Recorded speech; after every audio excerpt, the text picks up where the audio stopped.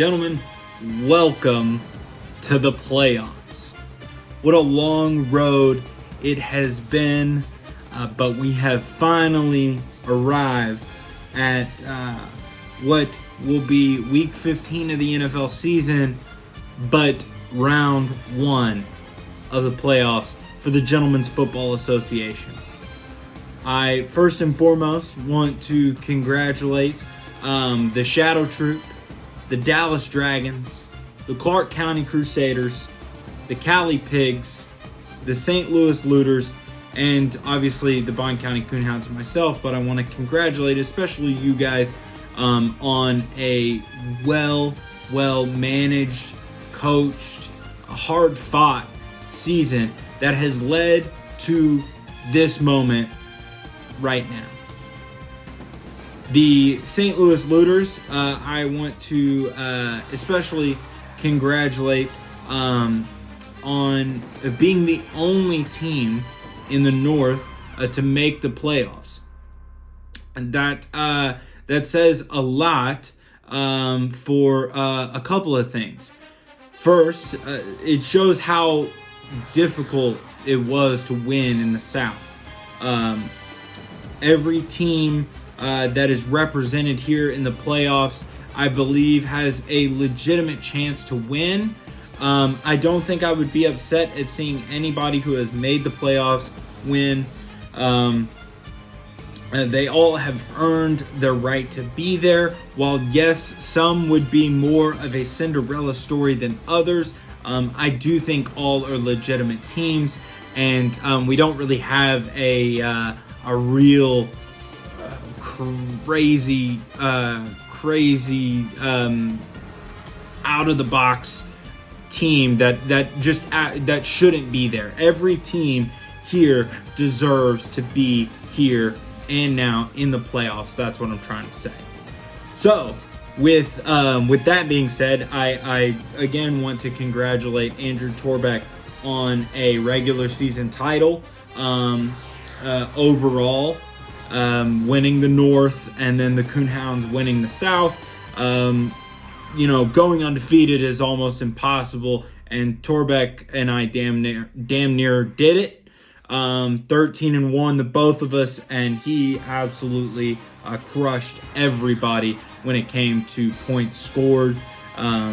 Week in and week out, the man seemed unstoppable. Even when his team did not seem to put up the best fight, it seemed it was always enough. There was never a team that was able to really get the best of them, minus the one, which was the Tennessee Colonels of all teams, which I find pretty amusing. So, with that being said, let's dive into a little playoff preview here. I do apologize to the people in the bank for up the bowl. While it is still fun that you guys get to play, but I mean we are here for one specific reason, and that's to see who's going to win this damn thing. And so we have 2 games going on this week, and I'll sort of recap everything else and all of the teams that we've got here in the playoffs. But starting with the Dallas Dragons and the Clark County Crusaders. The Dallas Dragons finished at 8-6. The Clark County Crusaders at 7-7. Current projections here have the Dallas Dragons at 147.4 and the Clark County Crusaders at 150.6. I mean, it's exactly what it sounds like it's going to be. I think the most concerning thing of all is probably going to be the fact that Derek Carr is going to be starting for the Clark County Crusaders. You just never know at the beginning of the season, I think he was probably one of the lowest rated fantasy quarterbacks. But then again, on the other side, you've got Geno Smith, who, while we have seen can absolutely cook, can absolutely come out flat in what is that hot and cold Seattle offense. So we will absolutely see. I do believe that the Clark County Crusaders are going to see an increase production out of Christian McCaffrey with the Deebo Samuel injury happening. This one is going to be razor thin here at the end, and it's going to come down to the wire. I'm trying to see schedule wise who we might have on. Let's see, we've got Thursday, Sunday, not too many Monday night games. We do have Saturday games this week, which will be very, very interesting. And we might not have a Monday night game. So I'll have to see on that.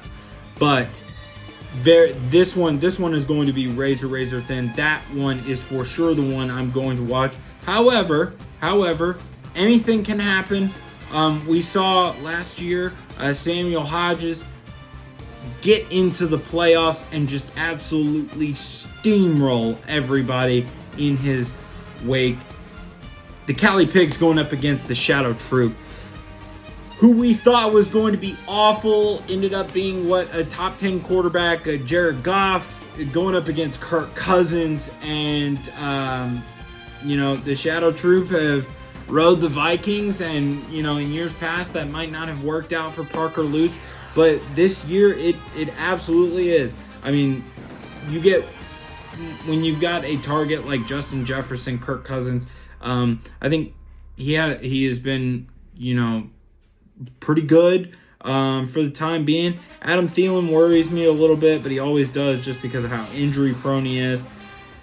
The running back room in Cali, it's been what it is the entire year. I mean, he's gonna put up points. You're gonna have to score a minimum of 140 to beat this guy, because I feel like on his worst weeks he's still gonna score 130 points. So that is definitely going to be a challenge for the Shadow Troop. But then again, we have seen Parker be able to do it. It only takes one huge Minnesota fantasy week for Parker Lutz to end up beating the Cali Pigs. A couple of targets from Justin Jefferson go Thielen's way, or they hand it off a couple more times and we get a couple more touchdowns on the Shadow Troop side. Anything can happen, but the Cali Pigs with how they've performed this year, I don't see. I definitely see the Cali Pigs winning this matchup, especially one main reason. And while I've already complimented his running back room and Derrick Henry, Nick Chubb, James Conner just got a lot better. With Kyler Murray going down, they're only going to look to James Conner. I mean, Colt McCoy is, he was decent, but they're going to continue to hand that ball off to James Conner. And I think he now has who is probably going to be one of the more valuable fantasy players going down the stretch. And so look for that to be a deciding factor here coming up this week in the playoffs. Now, the number 1 and number 2 overall seeds, they're not playing this week. However, I think there are some, I think we should highlight some huge key players for them that has gotten them to this point. Obviously, Patrick Mahomes and Josh Jacobs. Man, I know I for sure passed on this guy because how he has scarred me the last 2 years almost, and just how unproductive he has been. But what a workhorse Josh Jacobs has been for Torbeck this year. Absolutely incredible. Cam Akers, contract of the year. But no, in all seriousness, Devontae Adams, Marquise Brown, who, again, without Kyler Murray, could be a little suspect here coming down the stretch. Mark Andrews, obviously, always a solid pick. And I want to try and poke holes in his lineup. I want to. I really do. Like, I think I see some things where I'm like, oh, I don't know, maybe not. but he's gotten to this point. He's 13-1. Hardly anybody's been able to beat him. So I'm not going to say anything bad about his team. He's here for a reason. The guy's going to be a tough out in the playoffs. It will be extremely interesting next week how everything seems to shake out. Now, let's talk about the Bond County Coonhounds real quick, because a major thing just happened for the Coonhounds. And I know some of you guys are aware, others might not be. That just made things really, really interesting. Deebo Samuel just got hurt. This hurt my team because we lost Deebo Samuel, but at the same time, it also extremely helped my team because now I'm actually able to move my lineup around. So with Deebo going out, it actually gave me the ability to now put him on IR, which allowed me to move my team around and field a team again. So the starting lineup in Bond County now is full. Joe Burrow at quarterback, Leonard Fournette and Isaiah Pacheco in the running back position. The wide receivers in Bond County: Stephon Diggs, Justin Jefferson, Amon-Ra St. Brown, and Jamar Chase. What a turn of events. And Ayuk as a backup. But if Deebo ends up coming back, I then will no longer be able to afford the players. I will be over the salary cap. I won't be able to move my team, but I've moved it, so I shouldn't have to move it the rest of the year.